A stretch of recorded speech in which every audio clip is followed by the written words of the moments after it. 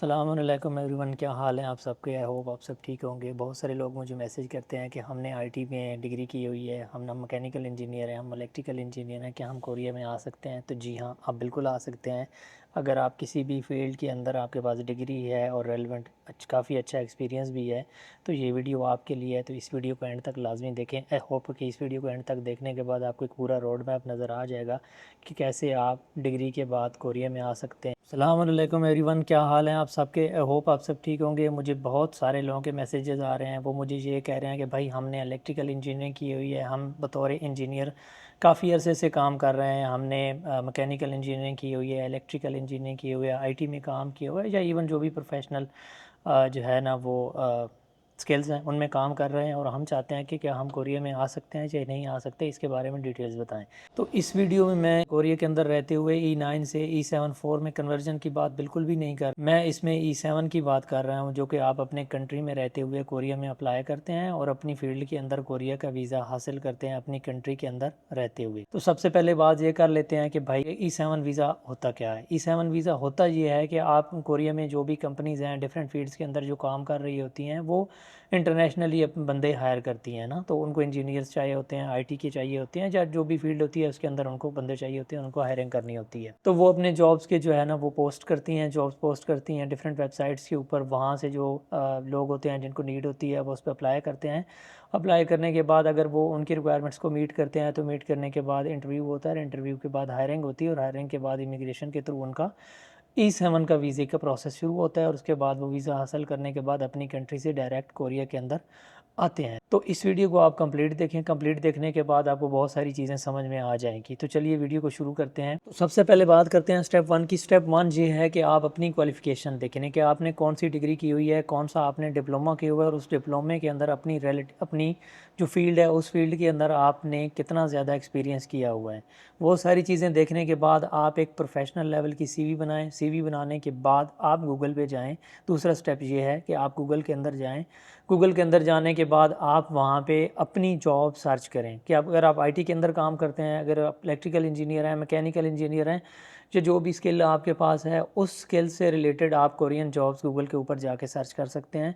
Search करने के बाद जो भी आपको जॉब्स अवेलेबल हों उन पे आप अप्लाई कर सकते हैं। इसका तीसरा स्टेप ये है कि जब भी आप कोई भी जॉब सर्च करें तो सबसे पहले जॉब की डिस्क्रिप्शन आप कंप्लीटली पढ़ें और उसको समझें कि जो जिस बंदे ने जो जॉब की पोस्ट लगाई हुई है उनकी रिक्वायरमेंट्स क्या हैं। उनकी रिक्वायरमेंट्स आप पढ़ लें, उनको कौन से सर्टिफिकेट्स चाहिए, कौन सी उनको डिग्रीज चाहिए, कौन सा उनको जो है ना एक्सपीरियंस चाहिए, कितना एक्सपीरियंस चाहिए, सैलरी की क्या है, क्या वो फॉरेन वर्कर्स को भी उसमें बुला रहे हैं, उनको भी हायर कर रहे हैं, और क्या वो E7 वीज़ा भी स्पॉन्सर कर रहे हैं या नहीं कर रहे। तो सबसे पहले आपने पूरी डिटेल पढ़नी है। पूरी डिटेल पढ़ने के बाद आपने नेक्स्ट प्रोसीजर के अंदर जाना है। अब हम बात कर लेते हैं अगले स्टेप की। अगला स्टेप ये होता है कि भाई फर्स्ट ऑफ ऑल आपने जो है ना वो कोरिया की मतलब गूगल पे जाके आपने अपनी जॉब सर्च की। जॉब सर्च करने के बाद आपने अपनी जॉब सिलेक्ट की, वेबसाइट पे जाके कंपनी सिलेक्ट की, आपने कंपनी को गौर से अच्छे तरीके से पढ़ा, उसकी रिक्वायरमेंट्स को पढ़ा। रिक्वायरमेंट्स को पढ़ने के बाद आपने प्रोफेशनल लेवल की जितनी जो भी रिक्वायरमेंट्स उस कंपनी को हैं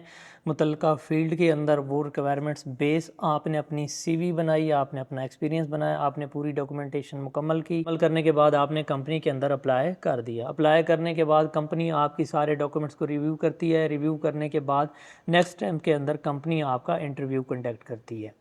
तो नेक्स्ट स्टेप के अंदर कंपनी आपका इंटरव्यू कंडक्ट करती है। इंटरव्यू कंडक्ट करने के बाद कंपनी आपसे रेलेवेंट जो भी उनको डिटेल्स चाहिए होते हैं वो डिटेल्स सारी आपसे पूछती है, आपसे समझती है। समझने के बाद अगर कंपनी को लगता है कि आप उस फील्ड के लिए बिल्कुल बेस्ट हैं और उनको चाहिए हैं आप, तो वो आपको जो है ना वो नेक्स्ट प्रोसेस की तरफ लेके जाती है। तो फॉर एग्ज़ाम्पल आपने सारा काम कर लिया, आपने इंटरव्यू भी कर लिया, कंपनी ने आपको हायर कर लिया। तो हायर करने के बाद कंपनी अपने थ्रू इमिग्रेशन के अंदर जो है ना आपका प्रोसेस शुरू करती है वीज़ा का। वो कंपनी शुरू करती है, आपने उसमें कुछ भी नहीं करना होता। आपने इमिग्रेशन के अंदर जाके ये नहीं बताना होता कि मुझे E7 वीज़ा दे दें, बल्कि कंपनी ने आपके बिहाफ पे सारे काम करने होते हैं, और कंपनी को वीज़ा प्रोसेस के लिए आपसे जो डॉक्यूमेंट्स चाहिए होते हैं वो कंपनी आपसे मंगवा सकती है। सारे डॉक्यूमेंट्स रिसीव करने के बाद कंपनी आपके वीज़ा के लिए इमिग्रेशन के अंदर जो है ना अप्लाई करती है। इमिग्रेशन के अंदर से क्लियर लेने के बाद कंपनी आपका वीज़ा इशू करवाती है अपने थ्रू। वीज़ा इशू करवाने के बाद कंपनी सारी डिटेल, आपका वीज़ा जब इशू हो जाता है कंपनी सारी डिटेल आपको सेंड करती है। फिर उसके बाद आप जो है ना ओईसी की जो भी रिक्वायरमेंट्स होती हैं, आप उनकी जो रिक्वायरमेंट्स हैं वो सारी पूरी करते हैं। पूरी करने के बाद आप जो है ना वो कोरिया के अंदर फ्लाई करते हैं। ये बात याद रखें कि इसमें कोई भी बंदा पर्सनली तौर पे इन्वॉल्व नहीं होता। इसमें कंपनी इन्वॉल्व होती है, कंपनी आपको हायर करती है, कंपनी आपका प्रोसेस करती है, कंपनी आपका इमिग्रेशन में वीज़ा अप्लाई करती है, कंपनी वीज़ा लेती है, वो वीज़ा आपको भेजती है और उसके थ्रू आप जो है ना वो कोरिया के अंदर आते हैं। तो मैं एक बार दोबारा सम अप कर दूं, अगर आपने किसी भी फील्ड के अंदर आप स्किल्डफुल हैं, आपके अंदर डिग्री भी है, आपके पास उसका एक्सपीरियंस भी है और आप चाहते हैं कि क्या मैं कोरिया के अंदर आ सकता हूं, तो जी हाँ, आप बिल्कुल आ सकते हैं। उसका सिंपल सा प्रोसेस है, आप गूगल के अंदर जाएँ, जो भी आपकी फ़ील्ड है उस फील्ड की कोरिया के अंदर आप जॉब सर्च करें। सर्च करने के बाद आप जॉब डिस्क्रिप्शन डिटेल के साथ पढ़ें और उनको समझें कि कंपनी को रिक्वायर क्या है। जो भी चीज़ें कंपनी को रिक्वायर्ड हैं, अगर आप उनको मीट करते हैं तो आप उस कंपनी के अंदर ऑनलाइन अप्लाई कर सकते हैं। अप्लाई करने के बाद कंपनी आपके डॉक्यूमेंट्स, आपके एक्सपीरियंस, सारी चीज़ों को रिव्यू करती है। रिव्यू करने के बाद कंपनी आपका इंटरव्यू कंडक्ट करती है। इंटरव्यू कंडक्ट करने के बाद अगर आप उन सारी चीज़ों को, उनकी रिक्वायरमेंट्स को मीट करते हैं और कंपनी आपको हायर करती है, आपके साथ कंट्रैक्ट करती है, तो कंपनी आपका नेक्स्ट प्रोसेस करती है इमिग्रेशन के अंदर आपके E7 वीज़ा के लिए। तो कंपनी जब आपका E7 वीज़ा के लिए सारा प्रोसेस करती है, आपसे डॉक्यूमेंट्स लेती है, तो फिर कंपनी इमिग्रेशन के थ्रू आपका वीज़ा इशू करवाती है, आपसे रेलेवेंट डॉक्यूमेंट्स वगैरह रिसीव करती है। डॉक्यूमेंट्स लेने के बाद आपका वीज़ा अप्रूव होता है। अप्रूव करने के बाद कंपनी आपको वीज़ा भेजती है अपने कंट्री के अंदर रहकर, यानी कि पाकिस्तान के अंदर, अगर आप पाकिस्तान से हैं, पाकिस्तान के अंदर रहकर आप अपनी कंट्री के अंदर जो ओवरसीज़ एम्प्लॉयमेंट कॉरपोरेशन है उनके अंदर जाकर जो भी बाहर जाने के लिए आपकी मुतलका रिक्वायरमेंट्स हैं, जो भी डॉक्यूमेंट्स हैं, वो सारे आप सबमिट करवाते हैं, प्रोटेक्शन वगैरह सारी करवाते हैं। करवाने के बाद आप कोरिया के अंदर हायर होते हैं। ये था सिंपल सा पूरा प्रोसीजर मैंने आपको गाइड कर दिया है। एक बात इसमें आपको मैं ज़रूर बताना चाहूँगा कि इसमें कोई बंदा इंडिविजुअल इन्वॉल्व नहीं है।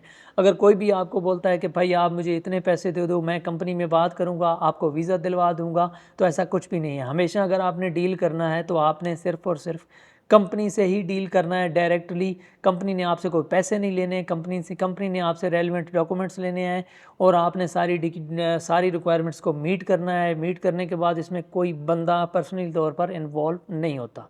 तो आपने कभी भी किसी पर्सनल बंदे के साथ कांटेक्ट में नहीं आना, क्योंकि इसमें बहुत ज़्यादा स्कैम्स होते हैं और बहुत ज़्यादा पढ़े लिखे लोग भी स्कैम्स के अंदर बाज़ औक़ात फंस जाते हैं। तो हमेशा अपना ख्याल रखें, इस प्रोसेस को फॉलो करें। अगर आप चाहते हैं कि नेक्स्ट वीडियो में मैं ये भी गाइड करने की कोशिश करूं कि भाई इसके लिए आपको डॉक्यूमेंट्स कौन से चाहिए, कौन सी फील्ड के अंदर, और E7 वीज़ा जो मिलता है स्पॉन्सरशिप के थ्रू, यानी कि कंपनी जो आपका वीज़ा स्पॉन्सर करती है उसकी मुद्दत क्या होती है, उसमें सैलरीज़ क्या होती हैं, उसमें बाकी डिटेल्स क्या होती हैं, तो कमेंट सेक्शन में मुझे लाजमी बताएं। मैं इसमें भी आपको गाइड करने की पूरी कोशिश करूँगा। तो ये थी आज की वीडियो। आपको आई होप इसमें से बहुत ज़्यादा इन्फॉर्मेटिव चीज़ें मिली होंगी। आई होप आपको ये जो स्पॉन्सर वीज़े वाला सिस्टम है E7 वाला डायरेक्टली, ये आपको समझ आ गया होगा। तो अपना बहुत सारा ख्याल रखें। अल्लाह हाफ़िज़।